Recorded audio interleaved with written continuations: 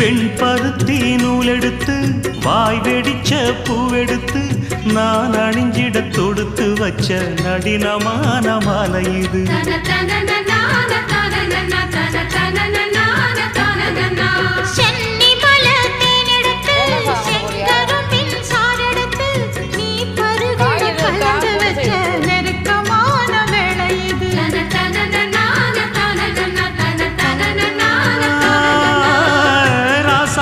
உடம்பிருக்கும் ரவிக்க துணி நானாக அன்னாடம் சூடி கொண்ட ஆசை வச்சாகாதா.